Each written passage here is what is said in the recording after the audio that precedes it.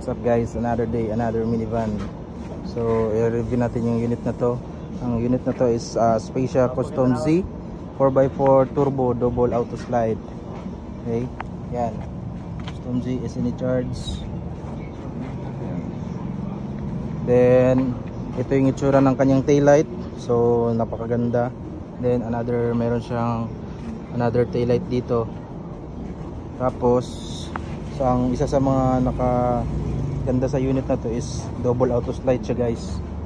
Ayan, so pwede mo siyang buksan gamit ang remote. Long press mo lang, so open na siya. Then sa kabila is long press mo lang din. Ayan, open na din siya. Then i-close mo. Ayan, remote lang din. Then pwede mo rin siyang i-close gamit yung push button. Ayan, pilitin mo lang guys. Close na siya ng pusa. Tapos ang isa sa nakaganda is yung signal light nya. Sa side mirror is meron na. Unlike sa mga low end is wala pang signal light yung side mirror. Yan, tapos meron na siyang quarter glass dito para sa mga blind spot. So makikita mo na talaga yung mga paliko na side. Then dito naman is ito yung itsura ng mukha niya. So napakaangas na ganda.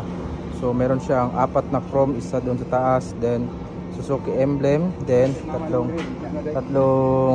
chrome grill, then naka projector headlight na rin siya, ang isa sa mga unit na ganito. Then dito yung signal light, then park light. Tapos meron siyang fog lamp.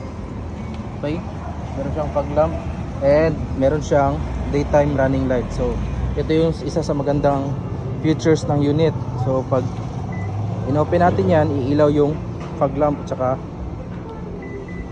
park light. Yan. Kaya pati yung daytime running light umiilaw. Tapos pag close naman natin, so namamatay naman siya. Yan. Tapos ito guys, ito yung gas tank nya.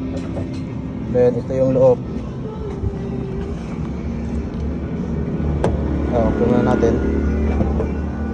Ayan. Then ito yung loob niya sa likod. Napakaluwag guys. Yan. Naka-captain seat. Tapos pwede movable, trasabante. Then pwede mo siyang i-fold. Yan. Tapos ito, hilain mo to para mapunta siya dito. Tapos extra space na doon. Yun yung maganda sa itong unit. Yan. Then all power window na rin siya. Power mirror. Then meron siyang idle stop, okay, fog lamp. Then dito pwede rin yung dito ka mag-close guys, pwede rin dito. Yan, try natin i-close. Yan, so nagka-close siya. Yan. Okay. Then meron siyang 9-inch na Android stereo. Then ito yung sa aircon. Ito yung sa